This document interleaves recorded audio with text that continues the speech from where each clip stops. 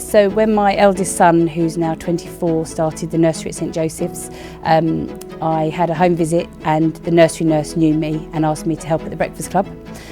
So I went to a meeting and said I would.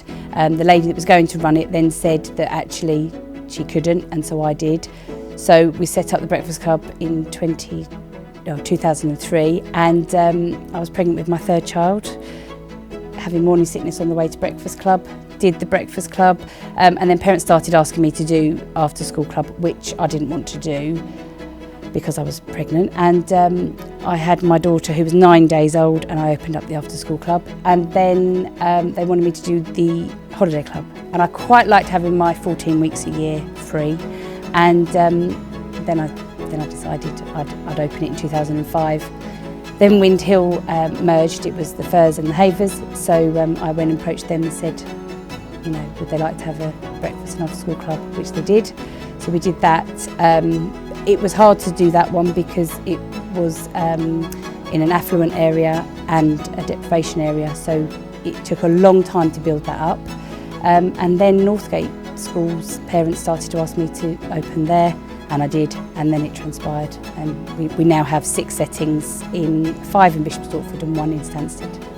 Yes, so March 2020 I went back to the doctors because I didn't feel very well, and she sent me for a scan, and they said that my right adrenal was misshaped and that I had several gallstones, and I had adenomyosis of the womb.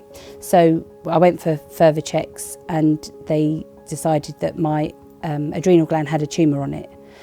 So then I was referred to a surgeon in Royal Free, and in November 2020 my adrenal gland was removed and my gallbladder, and the tumour was 10.5 centimetres, and it was benign. So the doctors then said that they thought they'd got it all, but they wanted to just have me for a 6-month scan just to make sure that it was all okay. That scan didn't happen, and I didn't chase it because of COVID, and I felt okay. And then the summer of 2021, I just didn't feel right, and my stomach felt really bad, and I just went back to the doctors and said I haven't had my follow-up scan. So basically the scan was booked for the 5th of January, but towards Christmas I just became really, really unwell.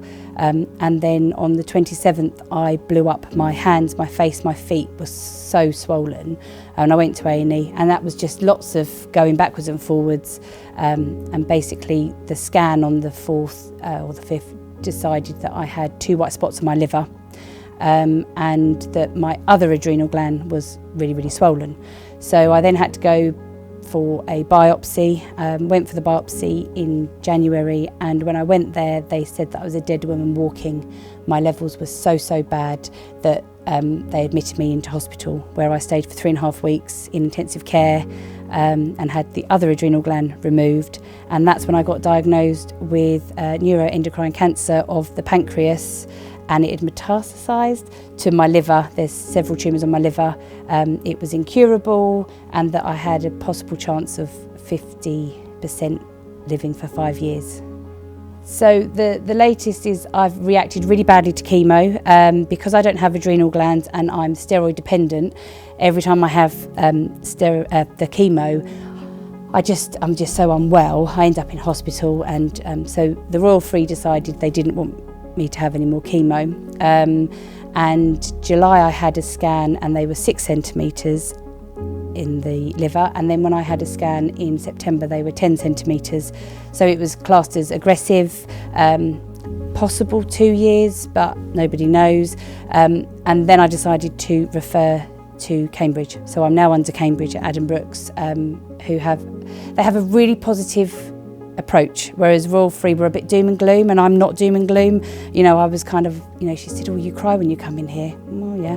But when I go to Cambridge, they give it, even when they're talking about palliative care, it's upbeat, so it's not a problem. But Cambridge have now put me on chemo again, but they're going in very gently and seeing how I cope with it. It's just have to keep going and just see what happens. And what they want to do is stabilise the tumours to give me as much time as I can. My outlook on life hasn't really changed, because I always said live each day as if it's your last, never leave anything for tomorrow that you can do today. And I always remember lots of people saying, you know, when I retire, I'm going to. And I used to think, you know, why wait till you retire? Because so many people die when they retire because they kind of stop. So I always thought, no, you know, go on holidays, do what you can afford. I did have 2 strokes 10 weeks ago, decided that I wasn't having much attention, so I thought I'd have a couple of strokes. Did affect my speech, but not my physicality. But yeah, look, cancer chooses you, you don't choose it, and there's nothing I can do about it. I think there's probably been a couple of days that I've cried, and all that does is give me puffy eyes, a headache, and it doesn't change the outcome, and it's such a waste of emotion. I love laughing, I love annoying people, and yeah, I love having fun. So that's what I'm going to do.